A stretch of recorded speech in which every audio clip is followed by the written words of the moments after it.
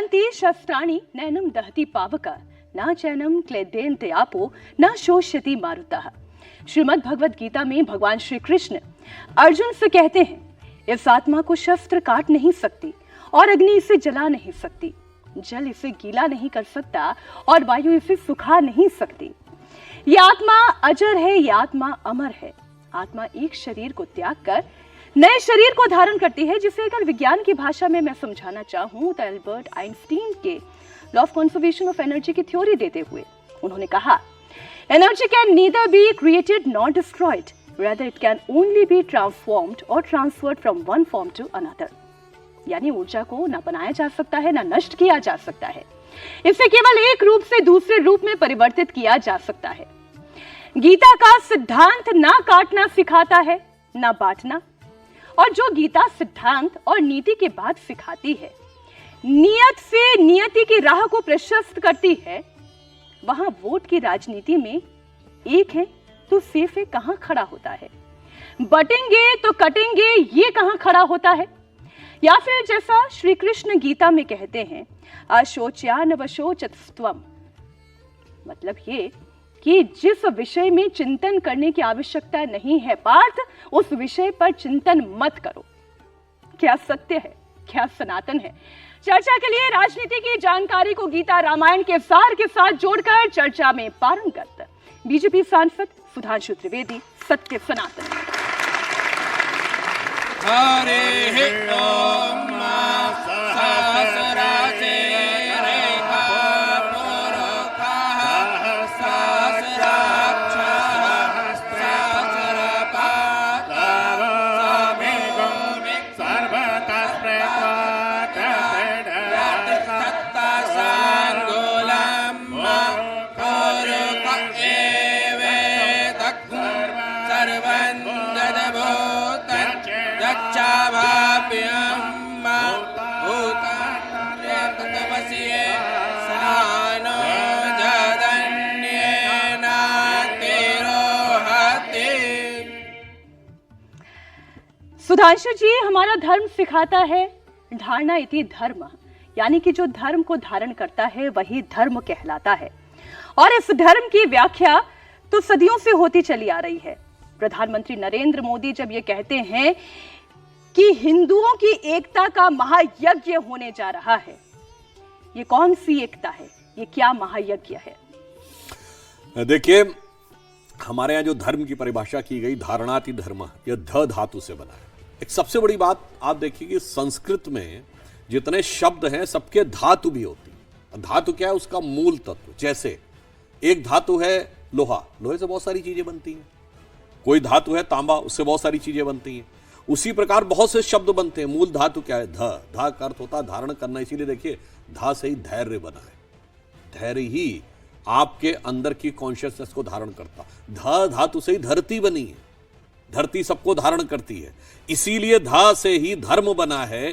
धर्म वह तत्व है जो संपूर्ण संसार और चराचर जगत को धारण करता है, और वही जब हम अपने आचरण में उतारते हैं तो धर्म कहलाता है। इसलिए सिर्फ हमारा धर्म नहीं, धर्म एक ही है, और वो है शाश्वत सनातन धर्म। जैसे धरती एक ही है, उसके ऊपर पंथ रास्ते अलग अलग हैं, तो उसी प्रकार धर्म एक ही है, मजहब अलग अलग है, रिलीजन अलग अलग है।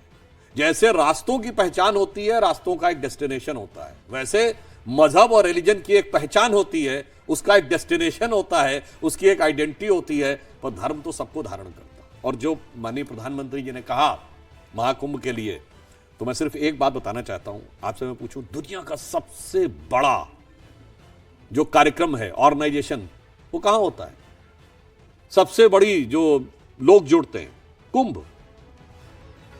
कोई इनविटेशन देता है जाके? क्या नहीं, केवल एक पंचांग में आप देखते हैं कि फला तारीख को मकर संक्रांति, फला तारीख को मौनी अमावस्या, या फला तारीख को बसंत पंचमी, और करोड़ों लोग मौनी अमावस्या वाले दिन संभवतः 4 करोड़ के आसपास लोग आने का अनुमान है, 4 साढ़े 4 करोड़ लोग, और कुल मिला के यह उम्मीद है कि 30 से 35 या करोड़ लोग तक आ सकते हैं।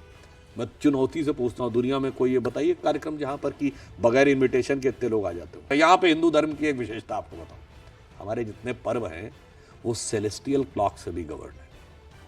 आपको पता है कि कुंभ मेला जो प्रयाग में होने जा रहा है, उज्जैन में भी होता है, नासिक में, हरिद्वार में। कितने वर्षों में एक बार होता है? 12 वर्षों में। 12 वर्षों में एक बार क्यों होता है, ये हम पहले भी बता चुके हैं। यह बृहस्पति ग्रह की साइकिल से कनेक्टेड है। बृहस्पति वृष राशि में है। वृष राशि के अंतिम चरण में जब होता है तो बृहस्पति वृष पे होगा, चंद्रमा भी वृष पे होगा, और सूर्य जब मकर में प्रवेश कर रहा होगा उस समय होगा। मैं पूछना चाहता हूं मेरे भाई, जिनको केवल 200-300 साल पहले ये पता चला कि बृहस्पति क्या है और उसका रोटेशन पीरियड क्या है, हम हजारों सालों से उसको एग्जैक्ट कैलकुलेट करके उसके हिसाब से त्योहार मनाते आ रहे हैं। तो ये हमारा त्योहार दर्शाता है कि हम पूरे भारत को एक साथ नहीं जोड़े हुए हैं, ब्रह्मांड और खगोलीय ग्रहों को भी जोड़े हुए हैं। और यहां में एक और बात भी करेंगे, सप्ताह में 7 दिन होते हैं, तो संडे के बाद मंडे, मंडे के बाद ट्यूसडे, ट्यूसडे के बाद वेडनेसडे, वेडनेसडे के बाद थर्सडे क्यों आता है भाई? और ये तो पूरी दुनिया मानती है ना। अब आप बताइए, अगर कोई लॉजिक इस बात का हो, संडे पहले आना समझ में आता है, सबसे प्रमुख ग्रह। और जो हमसे कहते हैं कि आप लोग तो 7 ही ग्रह मानते हैं और 9 होते हैं, तो भाई तुम भी तो 7 दिन मानते हो, मगर सवाल हमसे पूछते हो। चलिए अब मैं आपको बताता हूं, अगर सूर्य सबसे बड़ा ग्रह है और साइज के हिसाब से होना चाहिए था, तो उसके बाद दूसरे नंबर का ग्रह बृहस्पति है साइज में, फिर तीसरे नंबर का शनि है, तो संडे के बाद थर्सडे आना चाहिए था, उसके बाद सैटरडे आना चाहिए था। यदि सूर्य से डिस्टेंस पे देखें तो नियरेस्ट वेडनेसडे है, तो संडे के बाद बुध है, तो संडे के बाद वेडनेसडे आना चाहिए था। परंतु ऐसा क्यों होता है? उसका कारण विशुद्ध भारतीय ज्ञान है, जो भारत की वैदिक ज्योतिष है, जिसमें एक चीज होती है होरा। जिन्होंने थोड़ी बहुत एस्ट्रोलॉजी पता होगी उन्हें पता होगा, ये होरा शब्द जो है इसी से ही ग्रीक में हॉरोस्कोप शब्द जो अंग्रेजी में आया है वो होरा से ही आया है।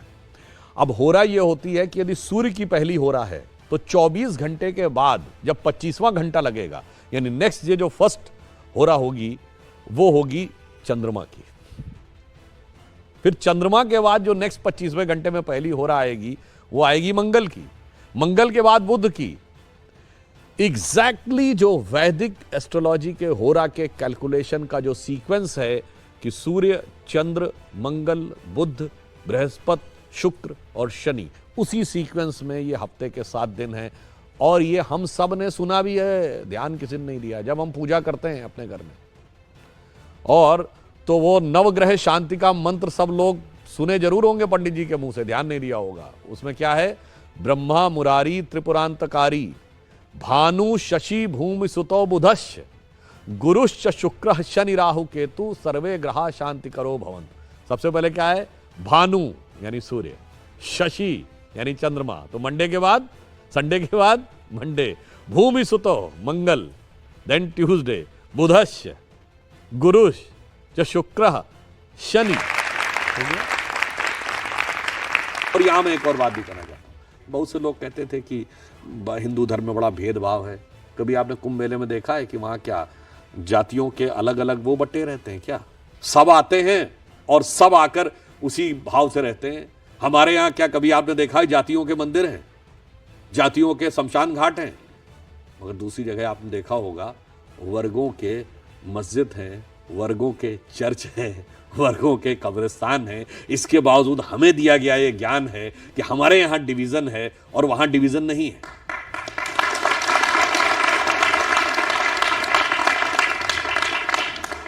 सुधांशु जी, आपने समझाया कि कैसे धर्म, जिसे आप कहते हैं सनातन है, शाश्वत है, उसने धरती से लेकर आकाश, पूरे खगोलीय क्रम को आपने समझाया, इन सबको एक बांध रखा है। फिर भारत में कटेंगे तो बटेंगे की आवश्यकता क्या है? उसका कारण यह है कि जब कोई चीज बहुत प्रीशियस होती है तो उसे संभाल कर रखना है। आप में से कितने बच्चों ने मैक्स मुलर का नाम सुना है? बहुतों ने सुना होगा। आर्थर शोपेनहावर का नाम सुना है? आर्थर शोपेनहावर एक जर्मन फिलोसोफर है जिसने उपनिषदों का जर्मन में ट्रांसलेशन किया, और वो ये कहता है Upanishadic philosophy is the product of highest human wisdom. फिर वो ये कहता है कि अगर मानव के मस्तिष्क का सबसे विकसित स्वरूप देखना है तो आपको भारत के आकाश के नीचे आना होगा। ये आर्थर शोपेनहावर एक जर्मन कह रहा है, ये सिर्फ हम नहीं बोल रहे हैं अपने बारे में। तो आप ये समझिए कि जब इतना बड़ा ज्ञान आपको विरासत से मिला है, मगर अफसोस की बात यह है कि बहुत लंबा वक्त हमारा बुरा दौर गुजरा इस देश का, शताब्दियों तक, मगर उस मानसिकता से अभी तक मुक्ति नहीं मिली है। जो प्रधानमंत्री जी ने कहा ना अमृत काल है, तो अमृत काल का अमृत तो आप तब समझ पाएंगे जब पहले विष तो निकले। अटल जी की 13 दिन की सरकार थी, उसमें सुषमा स्वराज जी का बहुत हिस्टोरिकल स्पीच है, वो जाके कोई सुने तो उसमें एक बड़ी उन्होंने अच्छी लाइन कही कि इस लुटियंस जोन में, यानी दिल्ली का जो केंद्र माना जाता था, पूरे भारत में यह स्थिति बना के रखी गई थी कि आप बौद्धिक तब तक नहीं माने जा सकते जब तक आप अपने भारतीय होने पर ग्लानि का अनुभव न करें और हिंदू होने पर शर्म का अनुभव न करें, तब तक आप भारतीय नहीं माने जा सकते।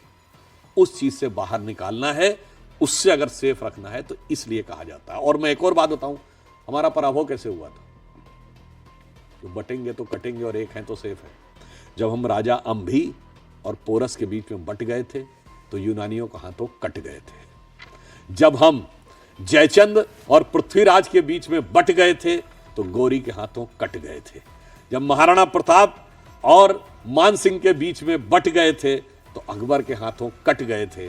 जब छत्रपति शिवाजी महाराज एक तरफ और मिर्जा राजा जयसिंह दूसरी तरफ खड़े थे तो औरंगजेब के हाथों कट गए थे। आज इसलिए यह समझने की जरूरत है कि अगर उस जमाने में रियासतों के राजा होते थे, आज जातियों के राजा खड़े हैं, जिनको लगता है कि मैं कभी शायद ऐसी शक्तियों को जो बाबर, तुगलक, औरंगजेब को अपना आदर्श मानती हैं, उनसे हाथ मिलाकर मेरी सत्ता रहेगी। तो मैं याद दिलाना चाहता हूं, शायद भूल गए होंगे, आपको पता है कि बाबर और इब्राहिम लोदी के बीच में पानीपत की पहली लड़ाई हुई 1526, उसके बाद राणा सांगा के साथ खानवा की लड़ाई हुई 1527। तो बाबर का साम्राज्य तो 26 के बाद बन गया था, मगर बाबर ने गाजी की उपाधि 1527 के बाद ली। गाजी की उपाधि काफिरों को मारकर ली जाती है, तो राणा सांगा की फौज को मारने के बाद उन्होंने गाजी की उपाधि ली, इब्राहिम लोदी को मारने के बाद नहीं ली। इस एकता में क्या देश के मुसलमान भी हैं, क्या देश के अल्पसंख्यक भी हैं? और जब बटेंगे तो कटेंगे योगी आदित्यनाथ कहते हैं, तो क्या वो एक जाति को जोड़ के रखने के लिए, एक धर्म के धर्मावलंबियों को जोड़ कर रखने के लिए कहते हैं? हमारा विरोध मुस्लिम समाज से नहीं है। मुस्लिम समाज में आपने किस मानसिकता को जन्म दे रखा है? आपने दर्जनों नेताओं को सुना होगा कि लाल किला मेरे बाप ने बनाया, कुतुब मीनार मेरे बाप ने बनाई। किसी क्रिश्चियन से आपने सुना कि गेटवे ऑफ इंडिया मेरे बाप ने बनाया, पार्लियामेंट मेरे बाप ने बनाया, इंडिया गेट मेरे बाप ने बनाया? कोई क्रिश्चियन अपने को Curzon, Dalhousie, Dufferin, Warren Hastings, Clive या माउंटबेटन से नहीं जोड़ता, तो कोई समाज अपने को बाबर, तुगलक, औरंगजेब से क्यों जोड़ता भाई? हमें तो उस मानसिकता को कंट्रोल करना चाहिए था। इस देश का दुर्भाग्य है कि हम शायद दुनिया के इकलौते देश होंगे जिसके राष्ट्रीय राजधानी का जो केंद्र है वो इंडिया गेट के आसपास है, और सब विदेशी लुटेरों के नाम पे आज भी सड़कें हमने एक बदलने की कोशिश की थी तो कितना हो अल्लाह मचा था। आपको औरंगजेब के नाम की रोड मिलेगी, तुगलक के नाम की रोड मिलेगी, बाबर के नाम की रोड है, हुमायूं के नाम की रोड है, शाहजहां के नाम की रोड है। और मैं एक और बात कहूं भारत के मुसलमानों से, मेरे भाई जरा इतिहास में थोड़ा पढ़ लो। मुगलों के जमाने में जानते हैं भारतीय मुसलमानों को बहुत तुच्छ समझा जाता था। 70% जो पोस्ट मिलती थी वो ईरानियों और तुरानियों को मिलती थी। दूसरे नंबर पे वो हिंदू राजाओं को देते थे, राजपूत राजाओं को, और तीसरे नंबर पे वो कन्वर्टेड मुस्लिम्स को देते थे। मतलब जिन लोगों की सबसे ज्यादा बेइज्जती हुई वो आज अपने को उसके साथ जोड़ने लगे। मुझे लगता है इससे ज्यादा मानसिक दास्ता नहीं हो सकती। किसी मुस्लिम के अगेंस्ट में हम नहीं, हम उदाहरण बताना चाहते हैं। देश आजाद हुआ, कितने बड़े बड़े मुस्लिम फनकार और कलाकार, उनको हिंदू नाम रखने में शर्म नहीं थी भाई। दिलीप कुमार, मधुबाला, मीना कुमारी, अजीत, कोई आइडेंटिटी का क्वेश्चन ही नहीं था। और ये मैं पहले भी बोल चुका हूं, मन तड़पत हरि दर्शन को आज, मोरे तेरे बिन बिगड़े सग्र काज। किसने लिखा? शकील बदायूनी ने। संगीत किसने दिया? नौशाद अली ने। गाया किसने? मोहम्मद रफी ने। आज तीनों खिलाफ फतवा जारी हो जाता, क्योंकि तब ये देश सेकुलर नहीं था। आज ये देश सेकुलर हो गया। मगर अफसोस कि हम वो सारी परंपरा भूल गए और हम आज कट्टरपंथियों के साथ जुड़ गए। इसलिए मुस्लिम समाज को भी समझना चाहिए, इस सेकुलर राजनीति ने आपको भी किन महान परंपराओं से हटाया। आज उस्ताद बिस्मिल्लाह खां के साथ कोई मुस्लिम नहीं अपने को जोड़ता। ब्रिगेडियर मोहम्मद उस्मान भारत की सेना का पहला गैलेंट्री अवार्ड विनर, उसके साथ नहीं जोड़ता। वीर अब्दुल हमीद के साथ नहीं जोड़ता। अशफाक उल्लाह खां के साथ नहीं जोड़ता। सैयद इब्राहिम रस खान महान कृष्ण भक्त कवि, उनके साथ नहीं जोड़ता। आलम शेख महान कृष्ण भक्त के कवि, उनके साथ नहीं जोड़ते हैं। किसके साथ जोड़ते हैं? जाकिर नायक, इशरत जहां, याकूब मेनन, अफजल गुरु, बुरहान वानी। समस्या इस जहनियत में है, समस्या हिंदू मुसलमान में नहीं है। सुधांशु जी, आप खुद गीता पाठ करते हैं, उससे आप रेफरेंसेस लेते हैं, आप रामायण पढ़ते हैं, उससे आप रेफरेंसेस लेते हैं। तो गीता में से एक रेफरेंस मुझे ये मिला, मैं वो श्लोक पढ़ के आपके सामने रख दूं। अज्ञश्चा श्रद्धा नश्य च संशयात्मा विनश्यति नायम लोकोस्ति ना परो ना सुखम संशयात्मनः। इसका अर्थ ये है कि जो संशय करता है, जो संशय में रहता है, जो व्यक्ति हमेशा संदेह करता है, वो दुख में रहता है, पीड़ा में रहता है। लेकिन आज तो आपकी पूरी की पूरी सरकार के लिए एक संशय सा पैदा हो गया है विपक्ष के मन में। प्रियंका गांधी जब सदन में बोलती हैं तो कहती हैं कि कायर बहुत दिनों तक इस देश पर राज नहीं कर पाएंगे, ये देश बहुत दिनों तक कायरों के हाथ नहीं रहेगा। बिल्कुल, मगर शायद प्रियंका जी ने स्वयं नहीं पढ़ा है। हम दुनिया के इकलौते देश हैं जो 2000 साल तक विदेशी आक्रमण झेल कर भी बचे रहे। इसलिए नहीं बचे रहे कि जो लोग बहुत समझाने की कोशिश करते हैं, एक झापड़ मारो दूसरा गाल आगे कर दो। हम वीर थे, लड़ने वाले थे, और जवाब कैसे कैसे देते थे इसका उदाहरण भरा पड़ा है दुनिया के इतिहास में। चंद्रगुप्त मौर्य ने जब सेल्यूकस को हराया था, आज से 2400 साल पहले, वहां से लेके विक्रमादित्य ने शकों को हराया, किस प्रकार से समुद्रगुप्त ने हूणों को हराया, बप्पा रावल ने अरबों को हराया। बप्पा रावल ने जो तुर्कों को हराया, तो अरबों को हराया था, तो फिर अरब कभी यहां पे लौट के नहीं आए। ललितादित्य मुक्तापीठ जो कश्मीर का राजा था, कितनी दूर तक उसने सेंट्रल एशिया, आज का बहुत सारा चाइना तिब्बत का एरिया, मगर अफसोस हमें क्या पढ़ाया गया? हमें हारने का इतिहास पढ़ाया गया, हमें जीतने का इतिहास नहीं पढ़ाया गया। हेमू ने जो पानीपत की दूसरी लड़ाई अकबर से हारा, कलकत्ता से लेकर दिल्ली तक 19 लड़ाइयां जीती, 19 में से एक का इतिहास आपने नहीं पढ़ा, हारने वाली लड़ाई। अभी आपने देखा होगा ना, बाजीराव मस्तानी फिल्म आई थी, पेशवा बाजीराव बल्लाड़ भारत के इतिहास के नहीं, दुनिया की हिस्ट्री के सबसे सफल जनरल्स में से एक। 40 लड़ाइयां लड़ी और 40 की 40 जीती, एक भी नहीं हारे। फिल्म में क्या प्रेजेंटेशन है? एक बेबस मजनू। सोचिए कि टोटल इंटेलेक्चुअल एस्टैब्लिशमेंट किस ढंग से प्रेजेंट करता था। और मैं कहना चाहूंगा, ये जो प्रियंका गांधी जी, कांग्रेस पार्टी तो उसी विचारधारा की है ना, जो अंग्रेजों से प्रेरणा लेते थे, जो अंग्रेजों के हिसाब से चलते थे। उनको भारतीयता के शौर्य और गर्व का कहां अनुभूति है? उनके लिए तो भारत डरा हुआ रहना चाहिए। क्यों? आपको याद है पार्लियामेंट की नई बिल्डिंग बनी थी, तो ये लोग कोर्ट गए थे बहुत से लोग कि उसके ऊपर जो शेर हैं वो आक्रामक दिख रहे हैं, इनको शेर बिल्ली जैसे चाहिए थे। मगर जब से एक शेर आके बैठ गया है, भारत माता का शेर दिल्ली में आके, तब से जितने भारत विरोधी हैं उनके मन में डर आने लगा है। यह बात सहज स्वाभाविक रूप से समझी जा सकती है। लेकिन वो तो ये भी कह रही हैं कि ये देश डर से नहीं चलेगा, ये देश संविधान से चलेगा, ये देश साहस से चलेगा। वो साहस की भी बात कर रही हैं। हाँ बिल्कुल, उन्होंने जो बात कही, साहस किसका, डर किसका। मैं याद दिलाना चाहता हूं, करीब 12-15 साल पहले की एक फिल्म है वेडनेसडे, नसीरुद्दीन शाह की। उसमें एक डायलॉग है कि आज जब कोई व्यक्ति घर से बाहर निकलता है तो हर 2 घंटे के बाद उसकी पत्नी उससे फ़ोन करके पूछती है ऑफिस पहुंच गए कि नहीं, चाय पी ली कि नहीं, खाना खा लिया कि नहीं। कि हाँ, वो ये नहीं जानना चाहती हर घंटे 2 घंटे के बाद कि चाय पिया, खाना खाया कि नहीं। वो ये जानना चाहती तुम जिंदा हो कि नहीं। क्योंकि ये वो दौर था जब इस देश में कहाँ धमाके नहीं होते थे। दिल्ली में, मुंबई में, गुवाहाटी में, पटना में, गया में, हैदराबाद में, चेन्नई में, नागपुर में, पुणे में, लखनऊ, फैजाबाद, वाराणसी, जयपुर। एक ऐसा इलाका बताइए जहां धमाके नहीं होते थे। चलती ट्रेन में धमाका, चलती बस में धमाका, रेलवे स्टेशन पे धमाका, बस स्टेशन पे धमाका, लिखा रहता था छूना नहीं, किसी चीज में धमाका हो सकता है। तब प्रियंका गांधी जी को डर नहीं लगता था। अब वो चीजें समाप्त हो गई, अब डर लगने लगा है। तब भारत डरा हुआ था, अब भारत स्वाभिमान से खड़ा हुआ है। अब भारत विरोधी शक्तियां डरी हुई हैं। ये अंतर आया है अब और तब के बारे में। ये क्यों बयान आते हैं, उसके पीछे का परिप्रेक्ष्य ये है कि आज की तारीख में आपकी पार्टी के तमाम नेता सीधे सीधे विपक्ष को देशद्रोही की कैटेगरी में डाल देते हैं। क्या राहुल गांधी देशद्रोही हैं? बहुत अच्छा आपने सवाल किया। इंदिरा जी ने पाकिस्तान के 2 टुकड़े किए थे।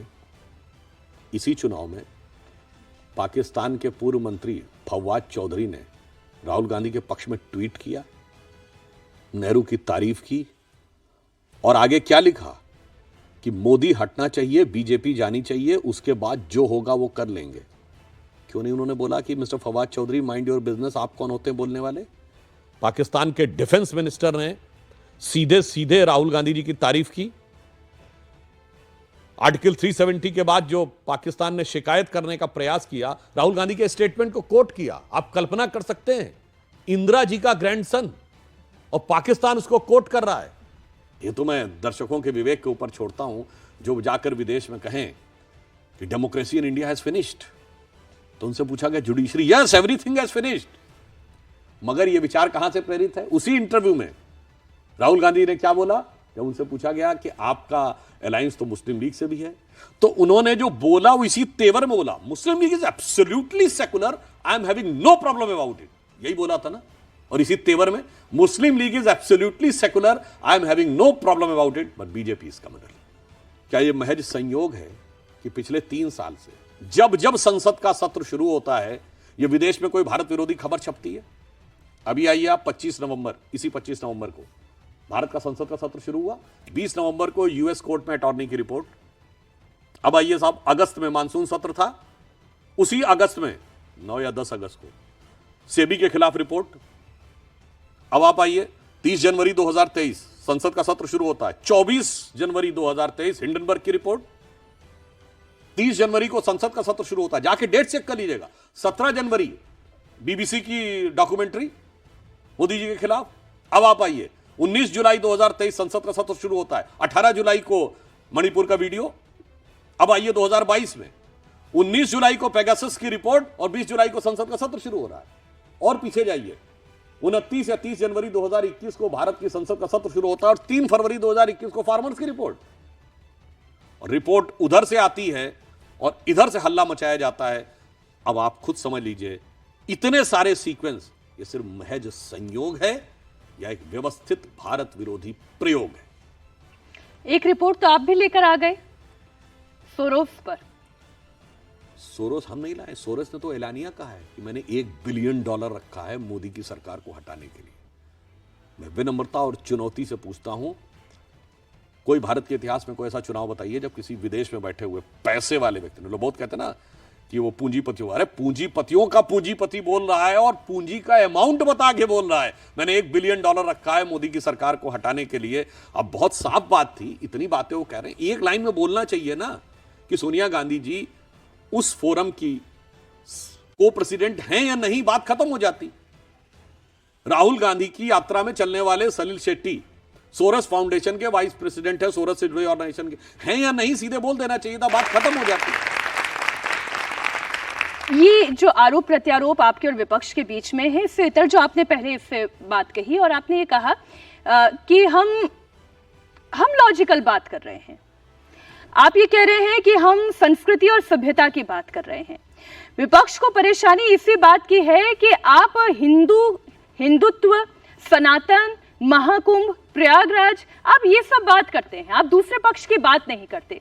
इस हिंदुत्व सनातन के नैरेटिव को पिछले 10 सालों में इतना ताकतवर और इतना बड़ा बना दिया गया है कि उसके इर्द गिर्द बाकी तमाम नैरेटिव खत्म कर दिए गए हैं। देखिए, ये भारत की पहचान है। अभी कुंभ होगा, आप देखेंगे हजारों की संख्या में विदेशी पर्यटक आएंगे, नॉन हिंदू हैं वो, और वो श्रद्धा भाव से आएंगे। मैं विनम्रता से पूछता हूं, किसी दूसरे धर्म, दूसरे मजहब में उस मजहब को न मानने वालों के मन में श्रद्धा हो और वो यात्रा करने जाएं तो बताइए। फिर वो आएंगे, श्रद्धा भाव से हफ्ता हफ्ता भर 10-10 दिन रहेंगे, हिंदू धर्म की तारीफ करके जाएंगे। अब उसके बाद उनसे कोई ये भी नहीं कहेगा तुम कन्वर्ट हो जाओ। मैं दावे के साथ कहता हूं कि अगर कोई ये कहे भर दे कि मुझे वेटिकन की यात्रा करनी, मुझे हज की यात्रा करनी, पहले सबसे पहले कहा जाएगा कन्वर्ट हो जाओ, उसके बाद कर सकते हो। यह है भारत की पहचान। और इसमें किसी प्रकार का कोई मतभेद तो था ही नहीं, ये मतभेद तो इन्होंने क्रिएट किया हुआ है। अन्यथा मैं पूछना चाहता हूं, इसी देश में तो रसखान भी हुए हैं, महान कृष्ण भक्त कवि, जिन्होंने क्या लिखा, मानुस हो तो वही रसखान, बसों ब्रज गोकुल गांव के ग्वारन, जो पशु हो तो कहा बस मेरो, चरो नित नंद की धेनु मझारन, पाहन हो तो वही गिरि को, जो धर्यो कर छत्र पुरंदर धारन, और जो खग हो तो बसेरो करो कहूं कालिंद कूल कदम्ब की तार। आप सोचिए, आज तो फतवा जारी हो जाता भाई। उपनिषदों का सबसे पहले फारसी में अनुवाद किसने किया? दारा शिकोह ने, जो औरंगजेब का बड़ा भाई था। दारा शिकोह की जयंती मनाते हुए किसी मुस्लिम को दिखाइए। औरंगजेब की जयंती मनाएंगे। और मैं लास्ट में एक बात जो मैं कई बार कह चुका हूं, उसको फिर रिपीट कर देता हूं। 2019 में मार्क टेली, जो बीबीसी के पत्रकार रहे हैं और 3 दशक तक उन्होंने दिल्ली में रह के पूरे साउथ एशिया को कवर किया है, उन्होंने 2019 में लिखा है कि Muslims in India are the luckiest. और उसको उन्होंने आधार यह बनाया कि वो निजामुद्दीन एरिया में 26 साल रहे, दिल्ली के निजामुद्दीन एरिया में। एक तरफ हजरत निजामुद्दीन औलिया की दरगाह और दूसरी तरफ तबलीगी जमात का ऑफिस। उसने कहा कि मैं 3 दशक तक दुनिया में कोई मुस्लिम देश होता है, दोनों एक दूसरे से धुर विरोधी विचार रखने वाले एक साथ नहीं रह सकते थे। ये सिर्फ भारत है जहां एक साथ रह पा रहे हैं, क्योंकि ये हिंदू बाहुल्य है। और यह भी मैं प्रमाण देता हूं। यह बताइए, जो इलाका मुस्लिम बाहुल्य हो गया, कश्मीर मुस्लिम डोमिनेटेड हो गया जी। बहुत कहा जाता है मुस्लिम, बहुत वो थी ना दरगाहें, सूफियों का सेंटर था। आज बताइए सूफियों कोई सेंटर बताइए, मैं पूछता हूं ना, कहां बचा सूफियों का सेंटर? वो आपको मिलेगी तो हजरत निजामुद्दीन औलिया की दरगाह यहां मिलेगी, अजमेर शरीफ की दरगाह वहां मिलेगी, देवा शरीफ की दरगाह बाराबंकी में मिलेगी, वहीं मिलेगी जहां हिंदू मेजॉरिटी में है। तो इसलिए मुस्लिमों का भी आपस का कंपोजिट कल्चर भी वहीं पे है, जहां पर हिंदू मेजॉरिटी में है। जहां निजाम मुस्तफा आ जाता वहां मस्जिदों में धमाके होने लगते हैं, जहां मंदिर का नामो निशान नहीं रहता है। ये सोचने की बात। मगर अफसोस की बात है कि हमारे विपक्ष के लोग थोड़े से वोटों की तिजारत के लिए तिनके की ओट में पहाड़ छुपाने की कोशिश कर रहे हैं। लेकिन विपक्ष ये कहता है कि हर बात पर गीता, हर बात पर रामायण, हर बात पर राम मंदिर, ये देश संविधान से चलेगा या फिर ये देश गीता से चलेगा, रामायण से चलेगा? संविधान के जो मूल तत्व हैं वो गीता और रामायण से ही तो प्रेरित हैं। बाबा साहब अम्बेडकर इस ड्राफ्टिंग कमेटी के चेयरमैन थे, और बाबा साहब के बारे में जो आजकल कुछ पूर्वाग्रहग्रस्त होकर दुष्प्रचार जरूर किया जाता है, तो बताइए डायरेक्टिव प्रिंसिपल्स वाले चैप्टर के ऊपर कृष्ण गीता का उपदेश देते हुए बने हैं कि नहीं? फंडामेंटल राइट्स के चैप्टर के ऊपर भगवान राम, माता सीता और वीरवर लक्ष्मण जी का चित्र है कि नहीं? तो संविधान के लोगों ने कुछ सोच के ही तो बनाया होगा कि कौन सी चीज किन मूल्यों को प्रेरित करेगी। और इसलिए अब मैं सिर्फ एक उदाहरण आपको देना चाहता हूं, क्यों हर जगह इसकी जरूरत है।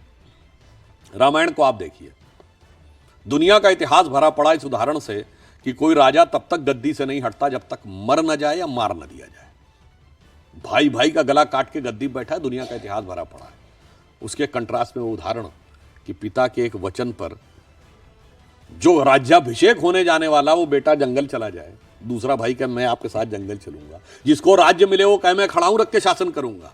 तो भाई किसी भी मजहब को मानने वाले हो, अपने घर में क्या चाहते हो, भाइयों में प्रेम या भाइयों का कटा हुआ सर? ये तो हुआ परिवार में। अब आइए इंटरनेशनल लेवल के ऊपर। पिछले 30-40 सालों में देखिए तो इंटरनेशनल डिप्लोमेसी में क्या चल रहा है? एनेक्सेशन, कंट्री पे कब्जा कर लो, या सब्जुगेशन, यानी वहां पे अपनी पपेट गवर्नमेंट बना लो, या डोमिनेशन, एक ट्रीटी साइन करवा लो। भगवान राम ने जब लंका को जीता तो क्या अपने राज्य में मिलाया, एनेक्सेशन किया? ना।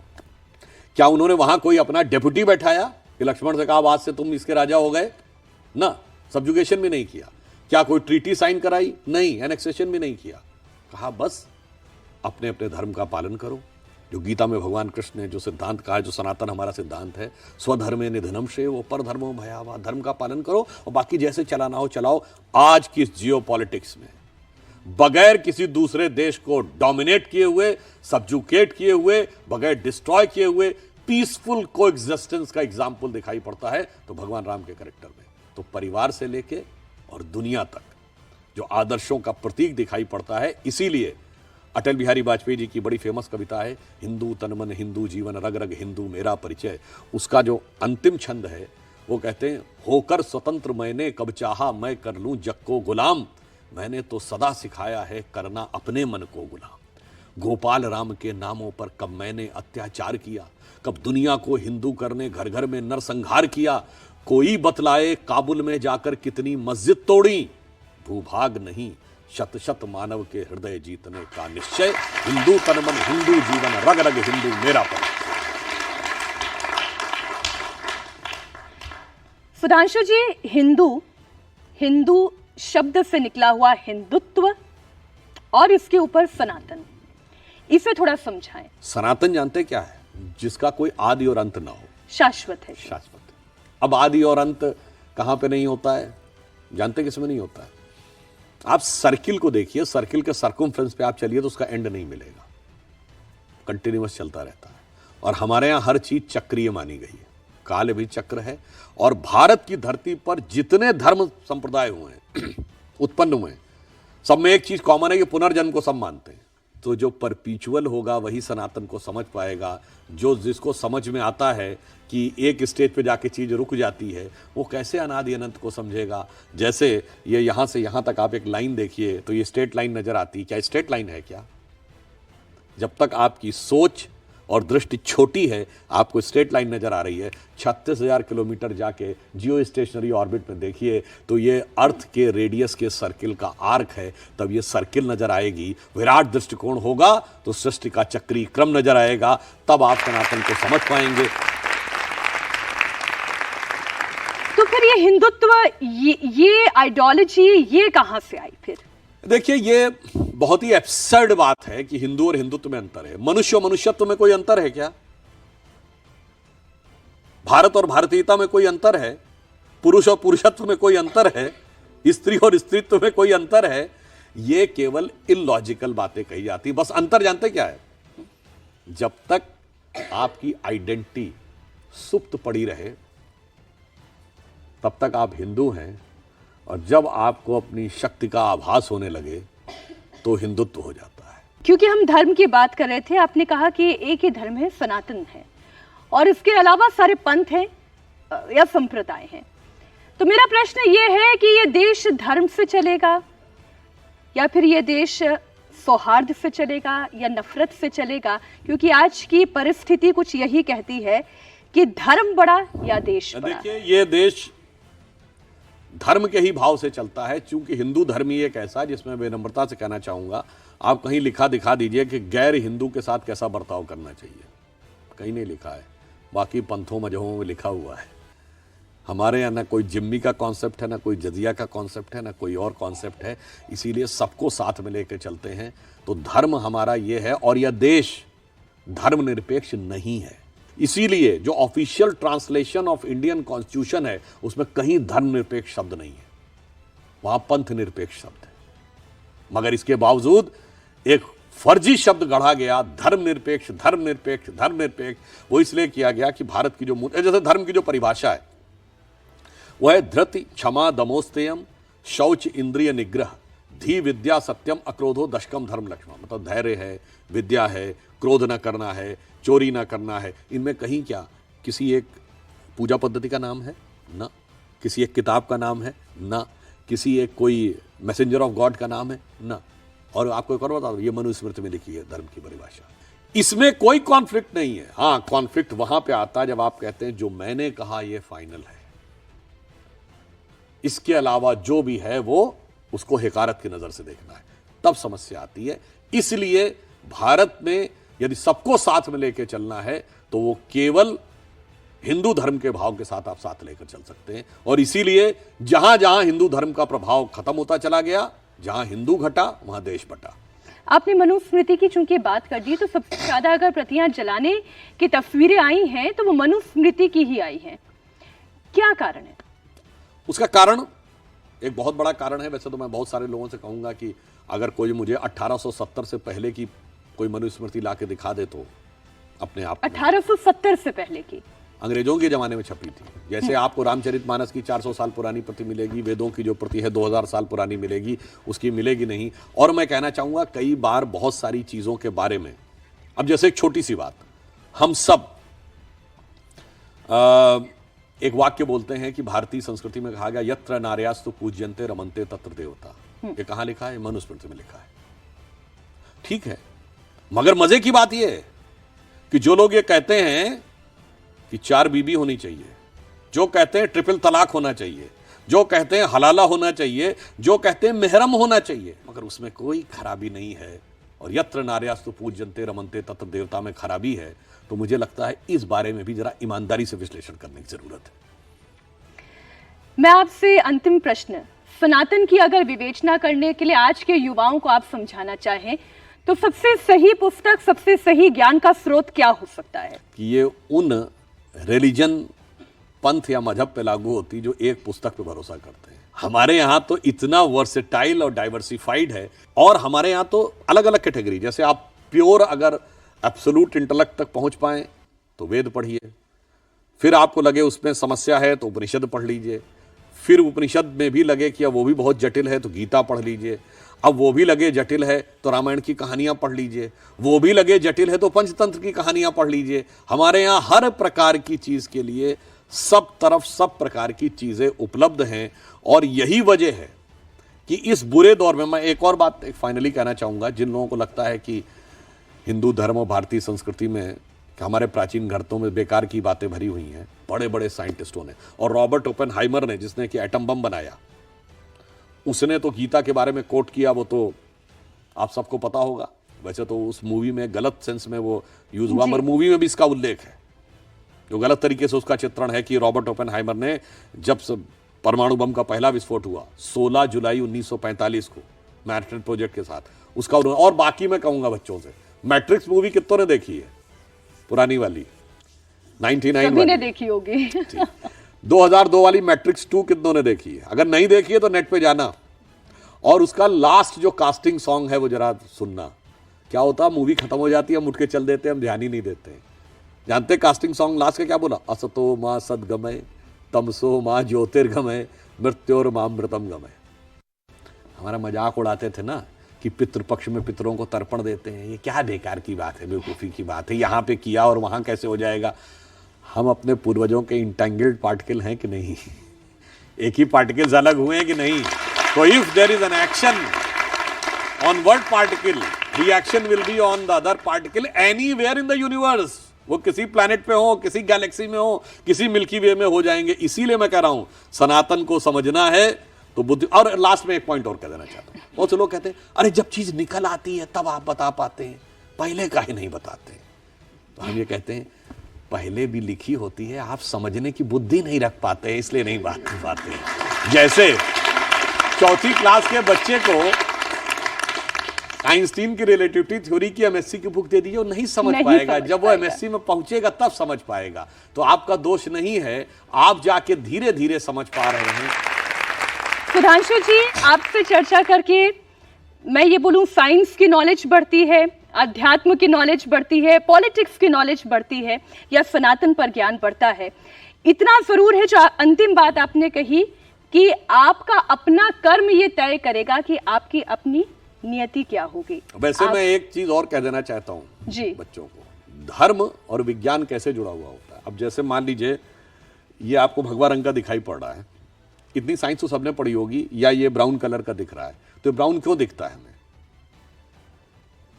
लाइट में 7 वेव्स हैं, तो बाकी सारी वेव्स को उसने एब्जॉर्ब कर लिया, जो रिफ्लेक्ट की वो आपकी आंखों तक पड़ी। तो आपको हरा इसलिए दिखता है कि ग्रीन कलर को उसने रिफ्लेक्ट किया, आपको नीला इसलिए दिखता है कि नीले कलर को, जैसे आप लोग पीले वस्त्र पहन के बैठे हैं तो पीले को रिफ्लेक्ट किया, बाकी एब्जॉर्व किया। इसका मतलब दुनिया में आपकी पहचान जो आपने एब्जॉर्व कर लिया, जो धर लिया, उससे नहीं बनती है, जो आपने दिया उससे बनती है। साइंस भी यही बता रही है और हमारा धर्म भी यही बताता है कि ईशावास्य मिदम सर्वम यत किंच जगत्याम जगत तेन त्यक्तेन बुंजी था। त्याग करो फिर भोग करो, वही और किसी के धन का लोभ मत करो। और इसलिए गीता में जो भगवान श्री कृष्ण कहते हैं, आज उन्हीं के कहे हुए श्लोक के साथ में कार्यक्रम के समाप्ति की तरफ बढ़ती हूँ। कर्मण्येवाधिकारस्ते मा फलेषु कदाचन मा कर्मफल हेतुर्मा संगत्सु कर्मणि। कर्म की इच्छा किए बिना कर्म करो, और कर्म कैसा हो वो धर्म संगत हो, और धर्म कैसा हो वो मानवता संगत हो, और मानवता कैसी हो, जो नेटवर्क की बात हुई ना, वो ईश्वर संगत हो। ये समाज सत्य है कि एक माला में गुथे हुए हैं और अनेक में एक हैं, और एक में कितने सेफ हैं, ये विवेचना अब आपके हिस्से है।